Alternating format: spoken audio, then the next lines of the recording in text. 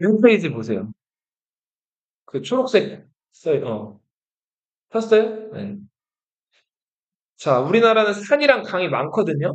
그래서 산이랑 강을 좀 잘 알아두셔야 돼요. 자, 먼저 높으면 무슨 산? 백두산이죠. 네.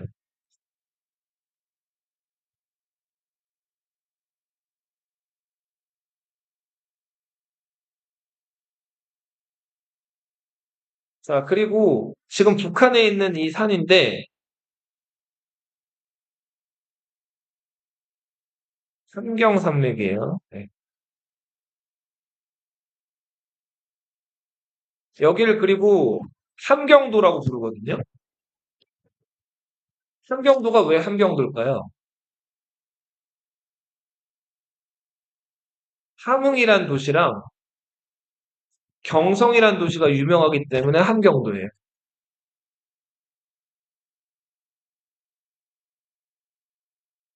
자, 그리고 여기 백두대간이라고도 불리는데, 자, 이렇게 한반도를 관통하는 한반도의 척추에 해당하는 요 등줄기, 여기는 그렇죠, 맞아요. 태백 산맥이. 그 유명한 산들 막 다 여기 많이 있죠, 지금. 그리고 태백산맥 요 부분인데, 여기 함경도랑 여기 혹시 강원도란 동네 들어봤어요? 강원도는 일부는 북한에 있고 일부는 지금 우리 남한에 있죠. 강원도와 함경도 여기 경계 지역에 예전에 철령이라는 골짜기가 있었어요. 자, 이 철령이라는 골짜기가 있었는데 여기다가 여기가 군사적으로 되게 중요한 곳이어서 관문을 만들어 놨단 말이에요. 그 관문을 철령관이라고 불렀어요. 자, 철령관의 북쪽이라 그래서 함경산 여기 함경도를 관북이라고도 불렀어요. 철령관의 북쪽이다 그래서. 그리고 강원도는 철령관의 동쪽이다라 그래서 뭐라고 불렀을까요? 동 이렇게 불렀어. 관동.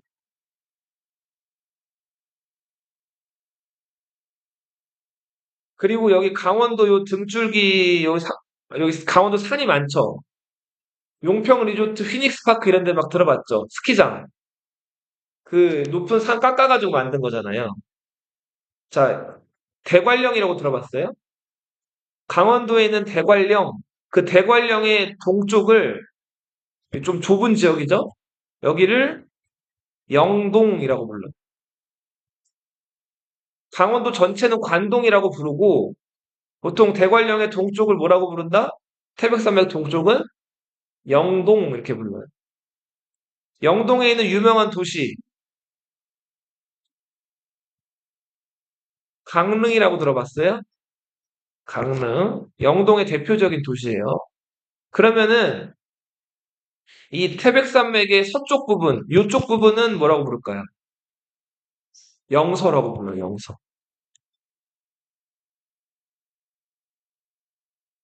영서 지역의 또 중요한 도시 하면은 원주라고 들어봤어요? 강원도 원주? 강원도가 왜 강원도예요? 강릉이랑 원주가 중요하기 때문에 강원도예요. 알겠죠? 네. 자, 그리고 쭉쭉 와서, 자, 요렇게 태백산맥에서 요렇게 쭉 뻗어 있는 산맥이 차령산맥이에요.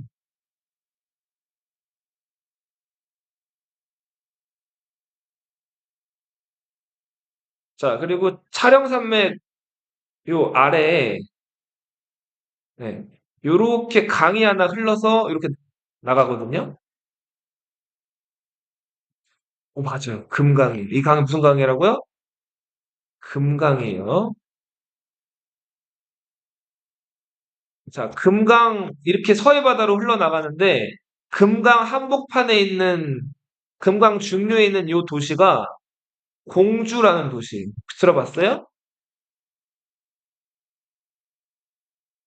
그리고 금강 끝자락. 강의 위를 상류라고 하고 강의 아래를 하류라고 하죠. 금강 하류에는 부여라는 도시가 있어요. 혹시 들어봤어요?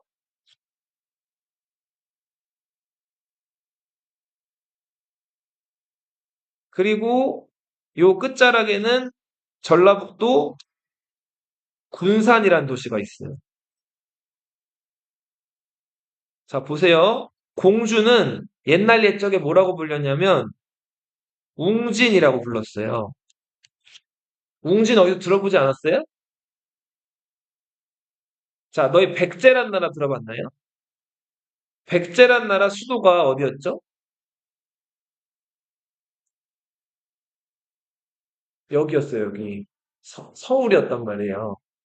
백제 온조왕 들어봤죠? 온조가 자기 형이었던 비류랑 고구려에서 내려와가지고 여기 서울에 자리 잡았잖아요. 그래서 400년 동안 여기가 백제 수도였단 말이에요. 근데 고구려 장수왕이 쳐들어왔죠. 그래서 백제가 여기 수도를 뺏겼죠. 그리고 남쪽으로 쫓겨 내려갔단 말이에요. 고구려가 또 쳐들어올지 모르기 때문에 방어에 유리한 곳이어야겠죠. 그래서 방어에 유리한 곳으로 잡은 곳이 차령산맥을 끼고 있고 광이 띠처럼 둘러져 있는 웅진이었던 거예요. 공주라는 도시. 옛날엔 뭐라고 불렀다고요? 웅진이라고 불렀어요. 그러다가 나중에 수도를 여기 지금의 부여라고 불리는 곳으로 옮기는데 당시에는 뭐라고 불렸냐면 사비라고 불렀어요. 사비. 소구리라고도 불렀고 사비라고 불렀다.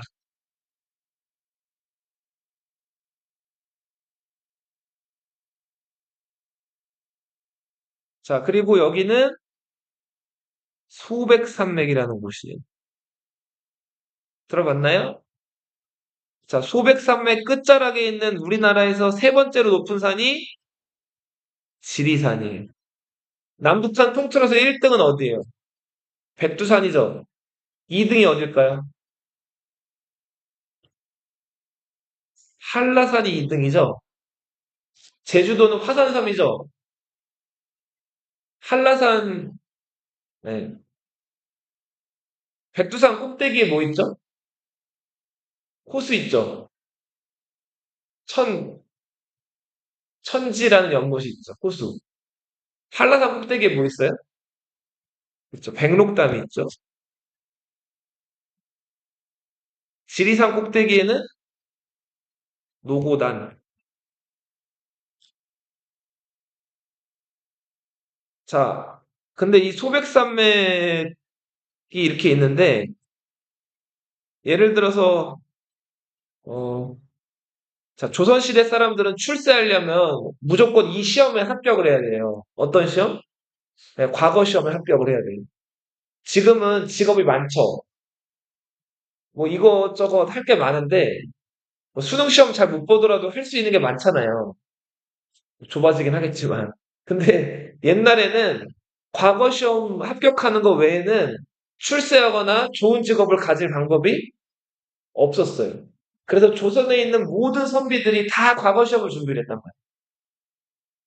부산에 있는 선비가 제2의 도시죠, 부산. 들어봤죠? 부산에 있는 선비가 서울로 올라가서 한양이라고 불렀죠. 한양에 올라가서 과거 시험을 봐야 되는데 그러려면 소백산맥을 넘어야 돼요. 자, 소백산맥을 넘어야 되는데 소백산맥을 넘기 전에 넘는 주요 관문이 세 개가 있었어요.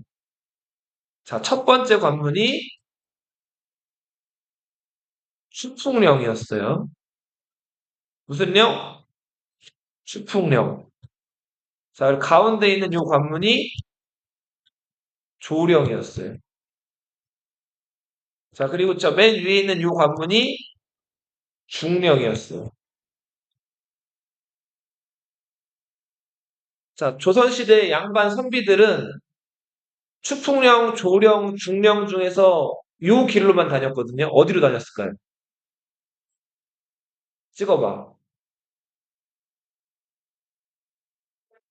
조령으로만 다녔어요. 왜 그랬을까요?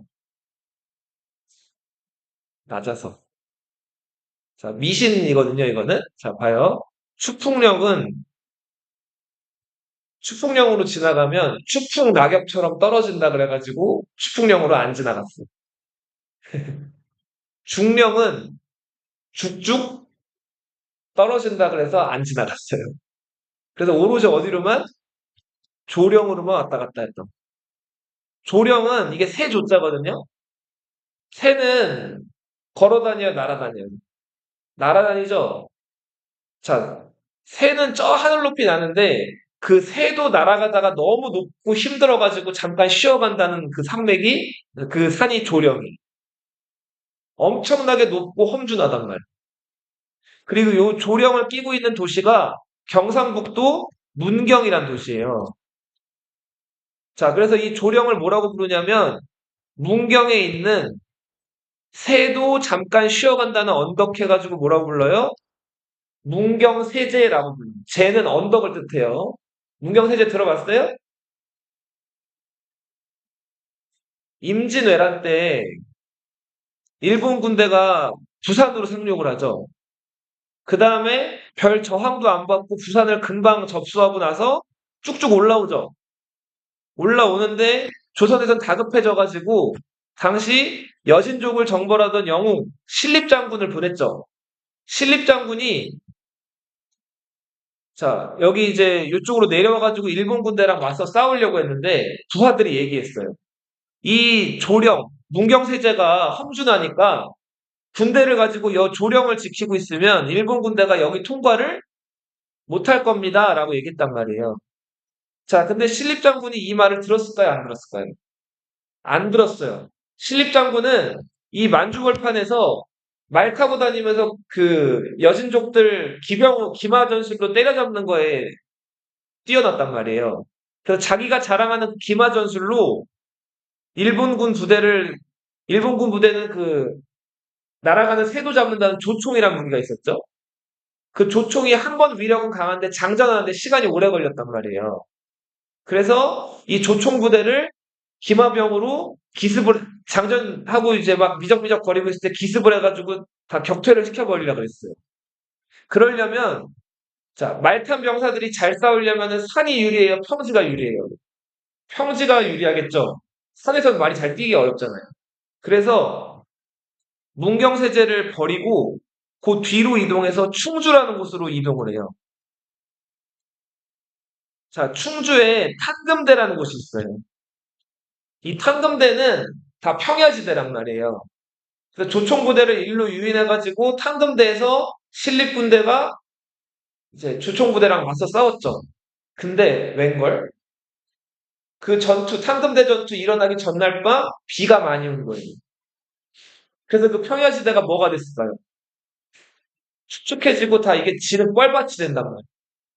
자, 그러니까 말이 뛰어나가다가 그 진흙밭에 발이 푹 빠지는 거예요.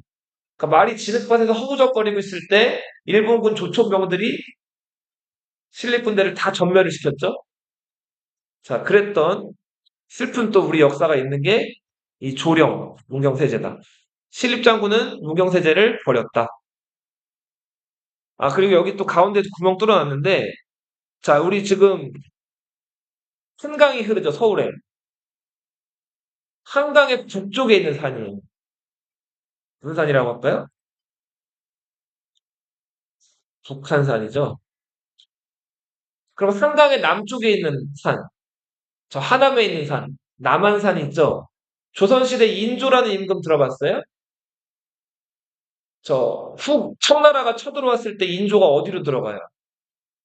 남한산성으로 숨어 들어가죠. 그랬다가 45일 동안 그 포위당해가지고 결국 항복하죠. 자, 한강 북쪽에는 무슨 산? 북한산. 한강 남쪽에는 남한산. 뭐 대모산도 있죠. 남한산. 네. 북한산은 예전에 뭐라고 불렸냐면 삼각산이라고 불렀어요. 북한산을 뭐라고 불렀다고요? 삼각산. 너희 혹시 저 이태원이라고 알아요? 용산구에 있는 거? 한남동 이태원? 미군 부대 있고? 예. 그 이태원 가면은 막 맛집도 많고 막 핫플 많죠. 재미난 데 많단 말이에요. 뭐 타로점 보는 데도 있고 막 재미있는 데 많은데 그 이태원 그 옆에 삼각지역이 있어요. 그 삼각지가 이 삼각산에서 따온 명칭이에요. 북한산 바로 아래에 있다 그래가지고. 알아두세요. 자, 내려가 볼게요, 더. 자, 여러 강들이 지금 있는데, 자, 이거 지금 우리 한반도 말고, 이거 중국에 있는 강이에요. 요렇게 굽이쳐 흘러나가는 강이에요. 요렇게. 요렇게. 요 강을 요하라고 불러요. 하는, 이게 물 하자거든요. 어. 자, 그러니까 이 말 자체가 강이란 뜻이에요. 강 이름이 요예요, 요. 자, 이 강을 뭐라고 한다고 따라 읽어보세요. 요하라고 불러요. 요하의 동쪽을 뭐라고 부를까요? 요동이라고 부릅니다. 요하의 서쪽은 뭐라고 부를까요? 요서라고 합니다. 요하를 중국어로 쓰면 랴오허 이렇게 써요. 그래서 우리 한국사 교과서에는 랴오허 강 이렇게도 표기가 되거든요. 근데 원래 이거는 지금 중국된 거예요. 랴오 강강 이렇게 부른 거예요. 어떻게 보면. 근데 뭐 이렇게 많이 써요. 그러면 여기 요동은 뭐라고 부를까요? 랴오 둥 이렇게 부릅니다. 요서는 랴오 잘 쓰진 않는데 시. 자, 여기 그리고 보면 여기도 지금 반도죠. 삼면이 바다잖아요. 여기 바다예요, 바다. 무슨 반도? 요동 반도. 요동 반도 끝자락에 있는 유명한 도시가 여순이라는 도시. 옆에 다련이라는 도시가 있어요. 여순은 리순이라고도 쓰고요. 다련은 다리엔 이렇게 있죠. 안중근 의사 들어봤어요? 안중근 의사가 이토 히로부미 하얼빈 저격했죠. 그 다음에 어느 감옥에 갇혔죠? 여순 감옥에 갇혔죠. 알아두세요. 자, 그리고 어, 자, 요 지금 북쪽을 흐르는 요렇게 흐르는 이 강을 송화강이라고. 중국어로 읽으면 숭화강. 이 송화강 하면 어느 나라를 떠올려야 되냐면 너희 부여라는 나라 들어봤어요? 부여가 송화강 유역에서 발달한 나라예요.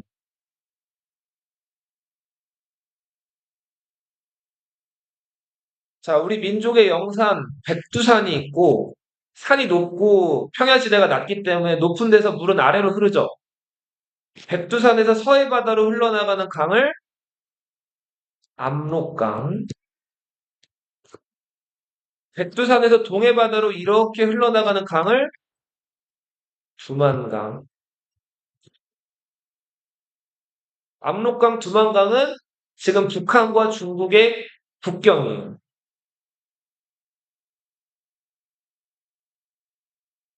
그리고 요 지역을 요동이라고도 부르고 옛날에는 또 뭐라고도 불렀을까요?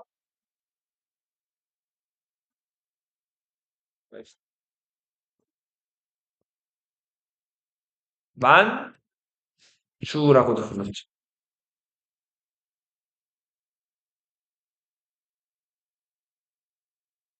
자, 북한의 수도 어디죠?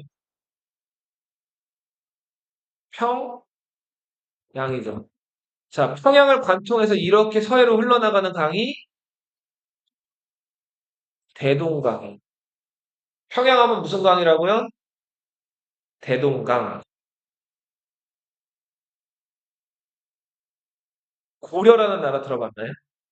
고려라는 나라 수도 혹시 들어봤어요? 고려 시대 때는 개경이라고 불렸거든요. 근데 요즘에는 뭐라고 부를까요? 개성이라고 불러요. 북한에 있어요.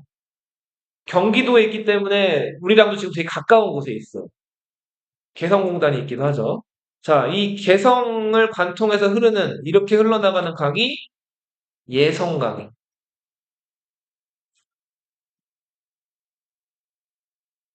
예성강. 자, 그리고 우리 지금 살고 있는 곳을 관통하는 강. 한강이죠. 근데 한강은 지금 보니까 여기 지금 손에 가로로 가려놨는데 요렇게 두 물이 만나거든요. 두 물이 만나는데 남쪽에서 흘러오는 강을 무슨 강이라고 할까요? 남한강. 충청도, 충주, 뭐 단양 이런 데서 시작해가지고 서해바다로 흘러나가고요. 그리고 강원도에서 시작된 북한강이 있어요. 두 강이 만나는 이 지역을 뭐라고 하냐면 하남에 있거든요. 양수리라고 불러요. 양은 두 개를 뜻하고 수는 물숫자겠죠? 남한강과 북한강이 만나는 곳을 뭐라고 한다고요? 양수리라고 불러요. 둘이서 만나가지고 서해바다로 흘러나가는. 자, 그리고 충청도와 전라도의 경계가 되기도 하는 이 강을 금강. 네.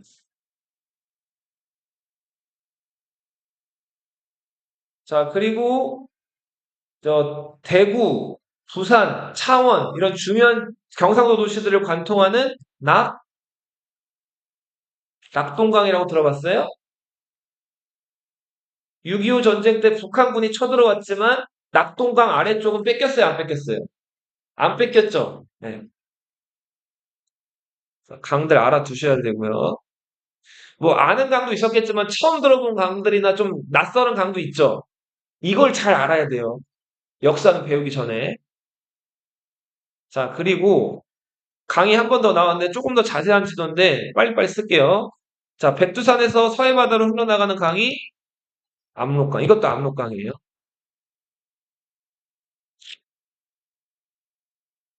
자, 백두산에서 저 동해바다로 흘러나가는 강이 두만강.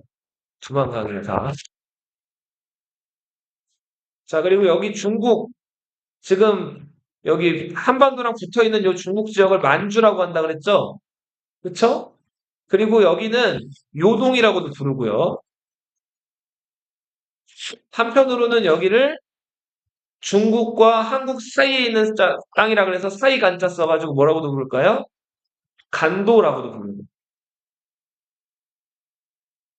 여기 그리고 러시아가 지금 한반도랑 또 붙어 있죠. 자, 러시아가 여기 있는 요 지역을 뭐라고 부르냐면 연해주라고 들어봤어요? 여기 러시아가 만든 도시가 있는데 블라디보스토크.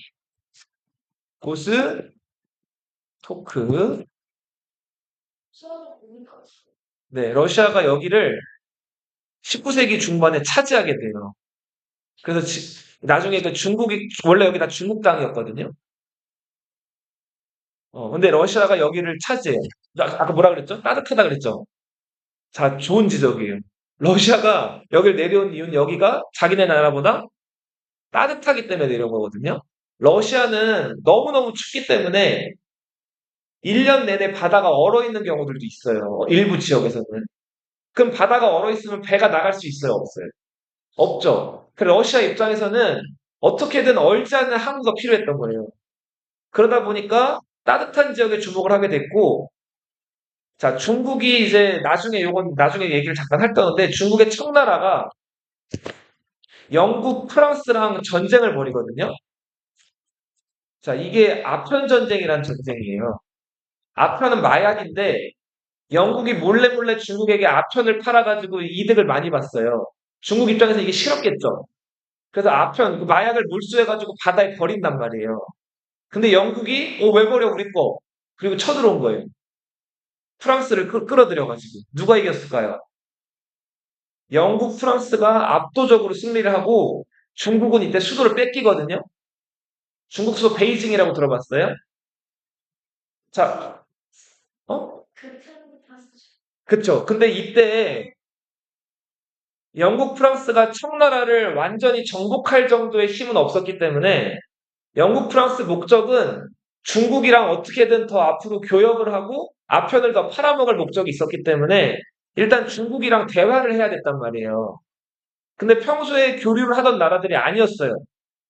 근데 영국, 프랑스는 러시아랑도 유럽 국가라서 어떻게 보면 좀 평소에 교류가 있었죠. 러시아는 땅덩어리가 크기 때문에 중국이랑도 붙어 있어가지고 교류가 있었죠. 그래서 러시아가 영국, 프랑스랑 청나라 사이에 껴가지고 중재를 해요. 두 나라 화해하는 거는. 그 대가로 어딜 차지해요? 요 땅을 차지한단 말이에요. 이 땅을 뭐라고 부른다? 바다에 인접해 있는 땅이라고 해가지고 연해주라고 부르는 거예요. 그리고 이 땅을 차지하자마자 러시아는 여기다가 블라디보스토크라는 도시를 만드는데 이 뜻을 한번 얘기해. 이 러시아어거든요. 블라디가 정복하다라는 뜻이에요. 보스토크는 뭘까요?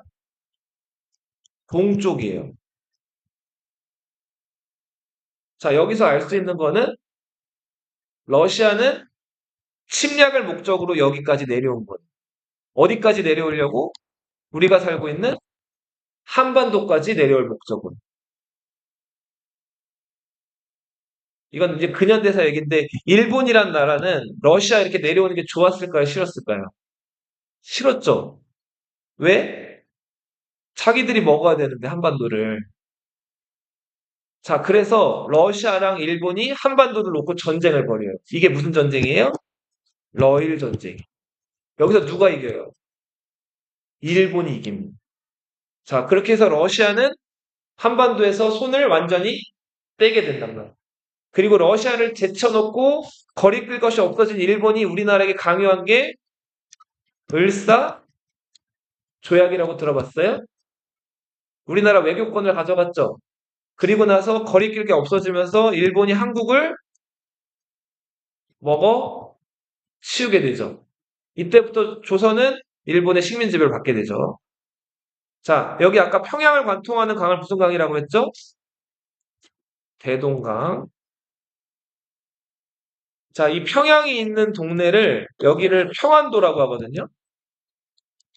아까 여기는 무슨 도라고 그랬어요? 함, 삼경도라 그랬죠.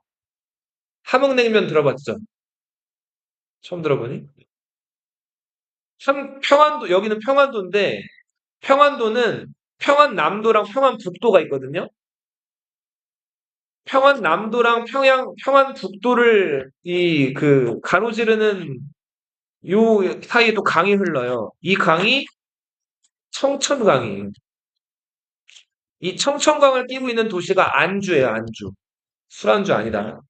자, 평양과 안주 해가지고, 안주가 중요한 도시라서 여기가 무슨 도라고요? 평안도인 거예요. 알겠어요? 자, 그리고 이 청천강은 옛날에 뭐라고 불렸냐면, 살수라고 불렀어요. 을지문덕, 살수, 대첩 들어봤죠? 수나라 군대를 을지문덕이 무찌른 전투죠. 그게 무슨 강이라고요? 살수가?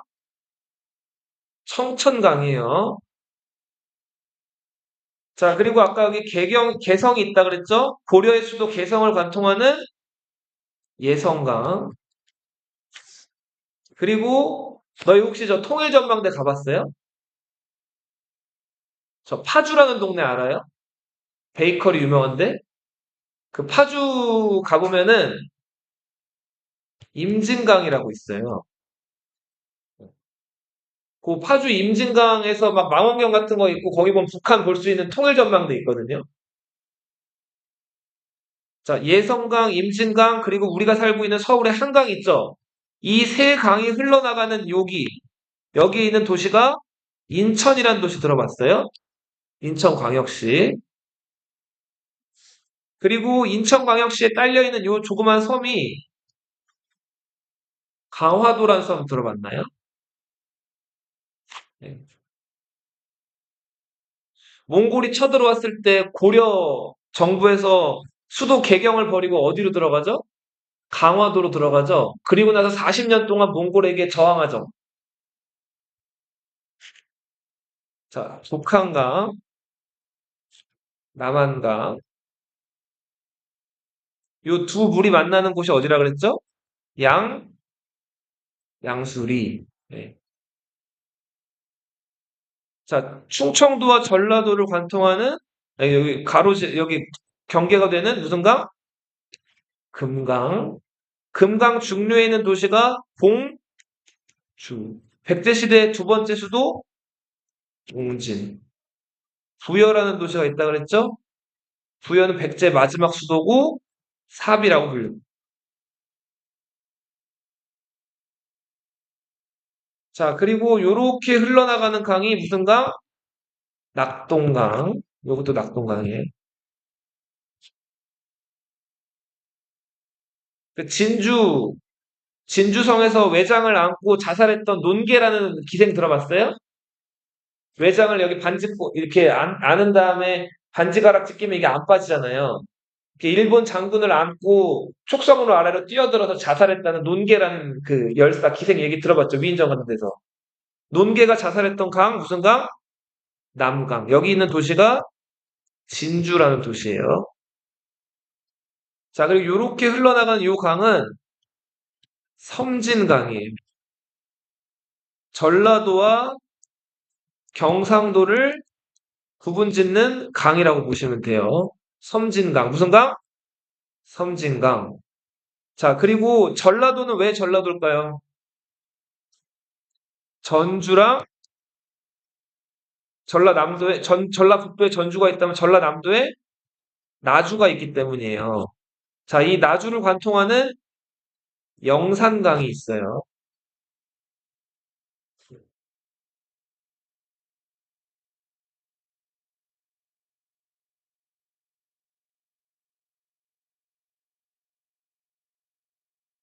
자, 요 지도는 다음 시간에 조금 더 볼게요. 뒤로 넘어가 보세요.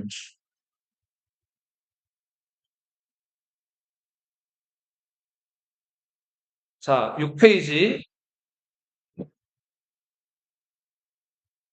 문자로 기록되기 이전을 선사, 문자로 기록된 이후부터를 역사라고 합니다.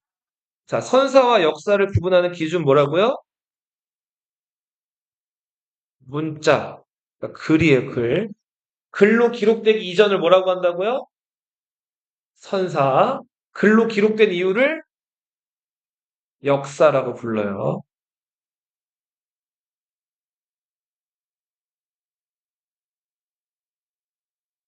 자, 우리 아까 세계사 시간에도 잠깐 했는데, 인류는 처음에 돌들을 도구 썼다 그랬죠. 석기 시대라고 했고, 자, 앞의 시기를 구석기 시대, 뒤에 석기 시대를 신석기 시대라고 한다 그랬죠. 구석기 시대에서 신석기 시대로 넘어갈 때 결정적인 변화. 농사를 짓기 시작했다는 것과, 그리고 목축을 시작했다는 것. 자, 이게 워낙 큰 변화라고 했죠? 그래서 이 변화를 뭐라고 한다 그랬어요? 신석기 혁명이라고 한다 그랬죠. 맞죠?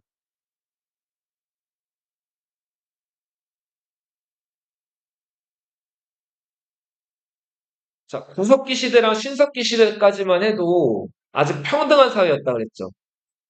먹을 게 많이 없어서 일단은 식량을 구하거나 뭐 농사를 짓더라도 이걸 먹고 나면 남는 게 없는 거예요. 근데 만약에 그걸 한 명이 다 독점한다 그러면 나머지 다 굶어 죽겠죠. 그 굶어 죽으면 혼자 살아갈 수가 없기 때문에 다 나눠 가졌단 말이에요. 근데 신석기 시대 후반부터 점점 농사 기술이 발전을 하면서 좀 어려운 얘기긴 한데 잉여 생산물이라는 게 생겨요. 잉여는 영어로 쓰면은 이거예요. surplus예요. 이게 뭘까요? 다 쓰고 남은 것들 있죠. 그러니까 농사를 이제 점점 잘 짓게 되면서 이제 수확량이 늘어난 거예요. 그러니까 먹고 나서도 예전엔 먹어 치우기 바빴는데 남는 게 생기는 거예요. 그 잉여 생산물들을 잘 저장한 사람들은 점점 부자가 돼요. 자, 그런데 잉여 생산물이 없거나 가난한 사람들은 계속 가난하죠. 그리고 뭐 이건 요즘에도 마찬가지지만 보통 부자들이 돈을 더 잘 벌죠. 훨씬 더. 그럼 그 사람들은 또 뭐 건물을 사거나 땅을 사거나 해가지고 더 부자가 되죠. 부익부, 가난한 사람들은 더 가난해져요. 빈익빈 이렇게 되죠. 자, 부자랑 가난한 사람들의 차이가 점점 커지게 된단 말이에요. 부자들은 위에 있고 지배를 하고 가난한 사람들은 지배를 받게 돼요. 자, 이렇게 해서 사람 위에 사람이 있고 사람 아래 사람이 있는 이런 게 생기게 돼요. 계급이라는 게 생겨요. 왜 급이 있다 이런 얘기를 하잖아요. 자, 보통 계급이 생기는 시기는 인류가 문자랑 글을 사용하는 시기랑 겹쳐요. 자, 요 시기 이후부터를 역사 시대라고 부르고 역사 시대에 접어들면서 인류가 처음으로 사용하기 시작했던 금속이 청동이에요. 자, 돌만 사용하다가 근데 돌은 뭐 잘 갈아서 쓰게 되면은 그것도 쓸만하긴 한데 아무래도 좀 투박하죠. 그리고 딱 내리치다 보면 깨지기도 하고. 그 돌보다 더 좀 뭐랄까 강력하고 더 오래 갈 수 있는 것들을 찾아보니까 쇠붙이들이 있는 거예요. 근데 이 쇠붙이 중에서 좀 쓸만한 것들을 찾아봤는데 제일 쓸만하고 그 쇠붙이들은 자연 상태에서 어떻게 있을까요? 보통은 저 지하 깊은 광산에 매장돼 있단 말이에요. 그리고 저 깊은 곳에 매장돼 있는 것들을 캐가지고 갖고 나오면은 이걸 그대로 쓸 수가 있을까요? 이걸 못 써요. 이걸 쓰려면은 이걸 가공을 해야 돼요. 어떻게 가공을 하냐면 열을 가해요. 열을 가하게 되면 이게 녹죠. 그러면 녹으면은 그 안에 먼지나 그 밖에 불순물이나 잡다한 것들 섞여 있는 것들이 타버리거나 없어져요. 그럼 금속들은 남죠. 그렇게 몇 번을 하다 보면은 이제 불순물들이나 먼지나 이런 것들이 사라지고 오로지 그 금속만 남는단 말이에요. 자, 그런데 인류가 처음부터 막 이 뭐 청동이라든지 철이라든지 이런 거 녹이려면 어마어마한 열이 필요하거든요. 근데 처음부터 그 아주 센 열들을 막 쉽게 만들어낼 수 있었을까요? 없었단 말이에요. 일단 높은 고온의 열을 내려면은 이런 모닥불이나 이런 뭐 횃불 이런 거 정도로는 어림도 없어요. 가마라고 해가지고 너 혹시 가마 들어봤어요? 도자기 굽는? 가마 보면은 어떻게 돼 있어요? 이게 개방돼 있어요? 아니면 이렇게 막혀 있어요? 여기 쏙 들어갈 수가 있죠. 사람이 가마 안으로. 그 열이 바깥쪽으로 빠져나가지 않게끔 그 열을 보존하기 위해서 이 가마는 이렇게 닫혀 있단 말이에요.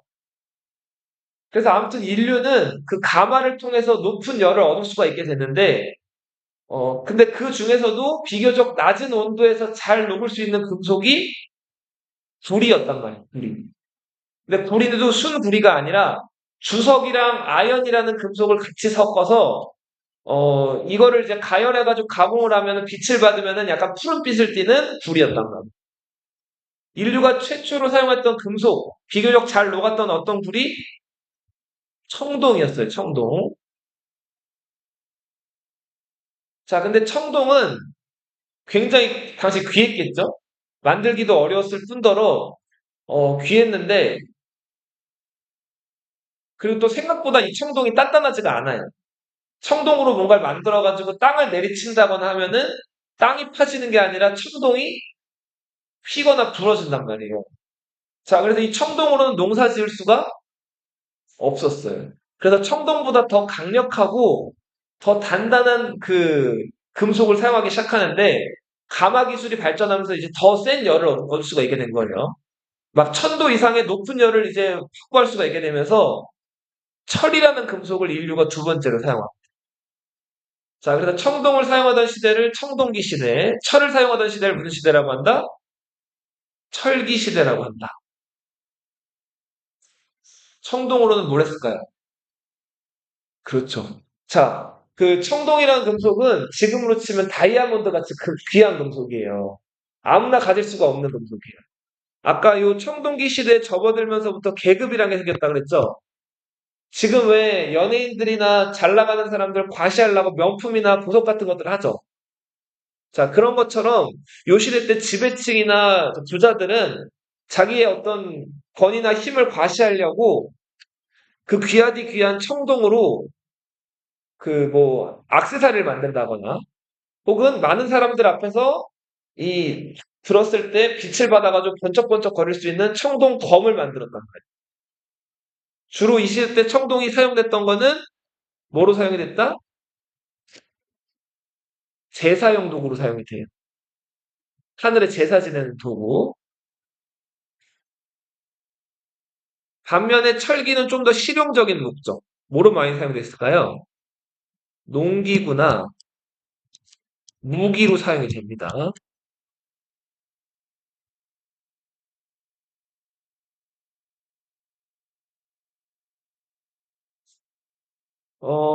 자, 뭐 여기 요거는 바로 표를 좀 볼게요. 구석기 시대 때는 식량을 어떻게 조달했다? 사냥. 사냥을 어려운 말로는 수렵 이렇게 불러요. 그리고 과일 같은 것들을 채집했다 그랬죠? 물고기 잡는 거를 어루라고 한다 그랬죠. 구석기 시대 의생활이라고 한다면은 뭐 짐승 가죽 같은 것들 덮거나 중요한 부분 같은 것들 뭐 풀을 엮어가지고 뭐 이어 입었다 뭐 요 정도로만 상상하시면 될 것 같고 주생활 막집에서 거주했다. 막집은 왜 막집일까요? 찍어보세요. 막지으면 집이 어떻게 될까요? 무너지겠죠. 집 짓는 거, 너 혹시 텐트 쳐봤어요? 아빠랑? 그, 어떤 텐트예요? 어. 텐트 칠 때 뭐부터 해요?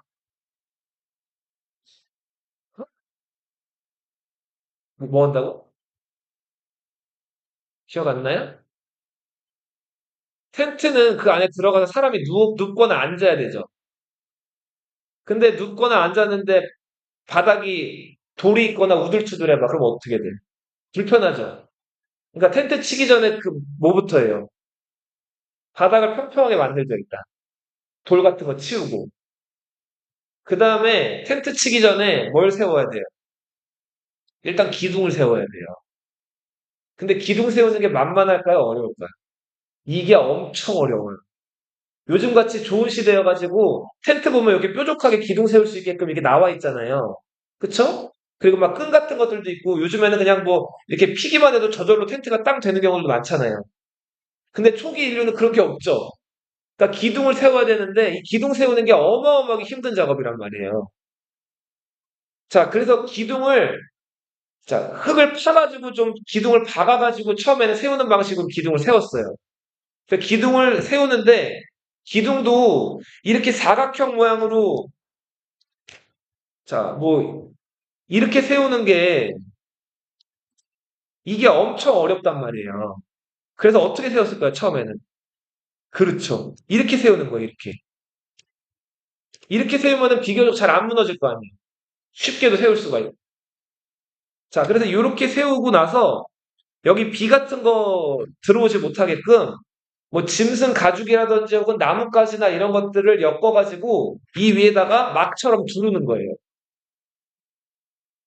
임시로 막을 쳐서 만든 집이라서 무슨 집이에요? 막집이에요. 그리고 자연에 있는 동굴이라든지 커다란 바위 있으면 그 아래 들어가서 먹고 자고 했단 말이에요. 자, 도구는 뗀석기를 사용했죠. 대표적인 뗀석기 하면 주먹도끼, 집게 이런 것들. 초퍼라고 하죠. 이렇게 뭐, 열매 같은 것들 이렇게 뭐 껍질 까거나 도토리 같은 걸 이렇게 빻거나 하는 뭐 짐승 가죽들을 이제 쓰는 다용도 도구였죠. 자, 주먹도끼가 발견된 대표적인 구석기 유적으로는 연천 정곡리가 있습니다. 이 정도만 알아두시고. 그리고 요때 사람들은 먹을 걸 찾으려고 혼자 다닌 게 아니라 어떻게 다녔다? 같이 다녔고, 그리고 먹을 걸 찾아서 이동했다는. 아직은 평등한 사회였다는 거. 신석기 시대로 가보세요.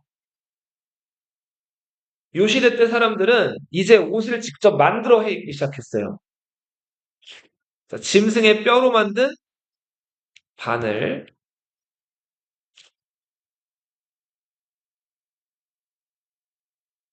자, 그리고 너희 지금 옷 입고 있죠?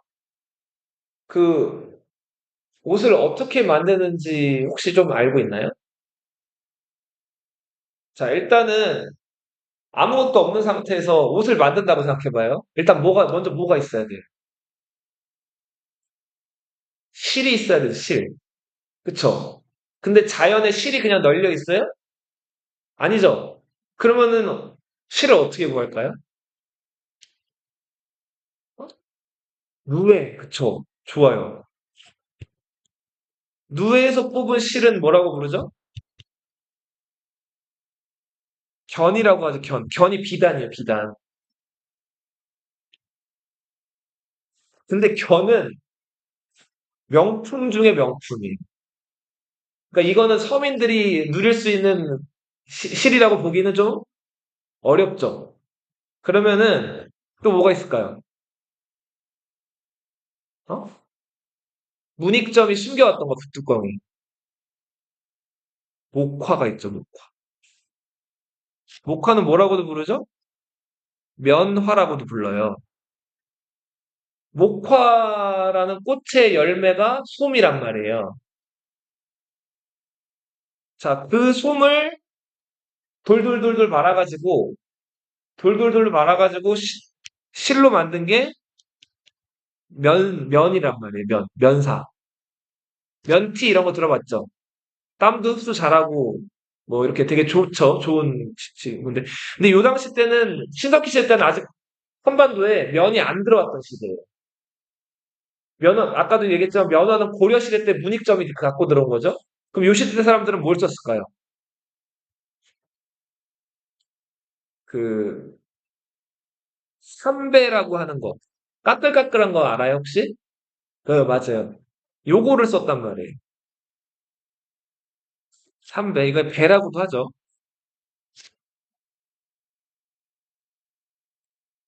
배옷 이러잖아요. 그래서 요런 것들을 일단 자연에서 얻은 다음에 이거를 실로 만드는 작업을 방적이라고 불러요. 방적. 어. 자, 솜이나 이런 것들 돌돌 꼬아가지고 실로 만드는 걸 뭐라고 한다고요? 방적. 방적을 담당하는 기구가 뭘까요? 물레라고 들어봤어요? 물레 이렇게 돌린다고 하죠? 그렇게 해서 실을 잡는 건데, 원시 물레, 가락바퀴라는 원시 물레를 만들었었어요. 그럼 이제 가락바퀴라는 걸 통해서 실을 만들었다는 걸 알 수가 있고, 바늘이 있었다는 거에서 실로 천을 만들었겠죠? 그럼 천을 만드는 작업은 뭐라고 할까요? 방직이라고 불러요. 옷을 만들 때 제일 먼저 해야 되는 건 뭐예요? 먼저 뭐 해야 돼요? 실을 만들어야 되죠. 방적이 실을 만드는 거고, 그 다음에 실로 천을 이렇게 네모나게 만드는 거를 방직이라고 불러요. 알겠어요? 그 다음에 사이즈에 맞게 자르는 거를 재단, 꿰매는 거 재봉이라고 하죠? 이 시대 때는 움집에 살았어요. 움은 구덩이란 뜻이에요. 선생님 봐봐. 집 짓는 거에서 가장 어렵고 힘든 게 뭐라 그랬죠? 기둥 세우는 거라 그랬죠? 자, 기둥을 세우는데 이게 자, 요렇게 세우는 것도 좋은데 요렇게 세우려면 이게 삐져나가지 않게끔 어디다가 뭔가 좀 이렇게 박아 놔야겠죠. 그쵸? 그냥 지상에다가 이 기둥을 이렇게 세워놓으면은 이게 이렇게 넘어지거나 할 거 아니에요. 그쵸? 그러니까 기둥을 세우려면 그냥 평평한 지상에다 세우는 게 좋겠어요? 아니면 조금 쏙 들어간 지하에다가 반쯤 걸치고 이게 세우는 게 좋겠어요? 반쯤 쏙 들어간 곳에다가 이렇게 세우는 게 더 좋겠죠? 그쵸? 그래서 초기의 움집, 이 움이라는 게 구덩이라는 뜻이거든요? 봄집은 주로 어디 있었다? 반지하에 위치해. 그리고 반지하 집은 기둥을 이렇게 말고 이렇게 세우기도 더 유리하죠. 하나 여기 이렇게 지지할 공간이 생기니까. 그쵸? 그리고 반지하 집의 특징, 장점이라고 할 수 있는 땅을 파고 내려간 거죠. 겨울에도 여름에도 기온이 항상 어떨까요? 항상 일정해요. 너무 춥지도 않고 너무 덥지도 않아요. 그래서 여름에 반지하집 가면은 서늘해요. 그 겨울에 반지하집 가면 어떨까요? 생각보다 많이 안 추워요. 그럼 다 반지하 살게요? 반지하는 근데 요즘에도 있죠. 근데 요즘 반지하집을 조금 뭐랄까 이렇게 낮춰 좀 안 좋게 보는 이유는 사람은 자 지하로 파고 내려갔다 그랬죠. 지하로 파고 내려가면 단점이 뭘까요? 빛이 안 들어오죠. 그리고 습해요. 그래서 물 같은 것, 그러니까 항상 습하기 때문에 사람은 건조한 데서 살아도 습한 데서는 살 수가 없어요. 자, 그래서 아무튼 이 인류는 처음에 생존을 위해서 또 그리고 기둥을 잘 세우기 위해서 여름이든 겨울이든 일정한 체온을 확보하기 위해서 반지하에 살아. 화덕이라고 하는 거는 불을 떼는 곳이거든요. 화덕이 어디 있었다? 집에 가운데 있었어요. 봐봐. 너희 지금 집에 들어가면 그 음식 만드는 공간을 뭐라고 해? 부엌이라고 하죠. 자, 부엌 가면 가스레인지 있고 냉장고 있고 이런 거 있죠. 자, 부엌은 집에 들어갔을 때 어디에 있어요? 가운데 있어요? 구석에 있어요? 구석에 있죠. 자, 부엌에서 음식 만드는 이런 것들을 취사라고 하죠. 취사 공간이 집 한가운데 있어요? 아니면 따로 분리되어 있거나 구석에 있어요? 구석에 있는 거죠. 분리되어 있거나. 자, 만약에 가스레인지라든지 부엌이 집 가운데 거실에 있다고 생각해봐요. 그러면 왔다 갔다 하기도 불편하고 굉장히 좀 공간이 좀 협소해지겠죠. 그런데도 초기 인류는 가스레인지, 화덕을 어디다 뒀어요? 가운데 뒀어요. 왜 그랬을까요? 불을 피우는 것 자체가 이 당시 때는 만만한 일이 아니에요. 부싯돌 같은 거로 피워야 되는데 그것도 어려웠을 뿐더러 자, 불을 한번 피웠다 하면 그 열을 어떻게 해야 돼요? 온기를. 거기 둘러앉아가지고 나눠야 되죠. 자, 그랬기 때문에 가스레인지가 화덕은 어디 있었다? 구석이 아니라 가운데 있었다. 자, 그리고 집은 자, 이렇게 꽃갈 모양으로 이렇게 나무 같은 것들을 이렇게 돌려가지고 세워야 됐기 때문에 원형이었어요. 자, 이렇게 이런 형태로 집을 짓는 건 굉장히 어려운 거라 그랬죠? 자, 그래서 원형의 형태로 집들이 많이 지어져. 근데 원형으로 지으면 단점. 공간이 어떻게 돼요? 자, 만약에 여기를 원형으로 지어놨다고 쳐봐요. 공간이 적어지죠? 그쵸? 하지만 기술이 부족했기 때문에 어쩔 수 없이 이런 형태로 몸집을 지었다. 요 시기 때는 석기를 갈아 만들었었어요. 무슨 석기? 간석기. 음식물을 저장하는 흙을 구워 만든 토기를 썼는데 대표적인 토기가 빗살무늬 토기가 있었다. 여기 강동구 저 천호동 옆에 암사동이라는 동네 들어봤어요? 그 암사동 가면 신석기 선살육지가 있거든요. 거기 가면 선생님이 지금 말씀드린 그 이 움집 유적지 있죠. 이 원뿔 모양의 그런 원형으로 된 움집이 많이 여기 지금 전시가 돼 있습니다. 요 시대 때는 이제 정착을 하기 시작했어요. 왜 정착을 했을까요? 뭘 시작했으니까? 농사를 짓기 시작했으니까.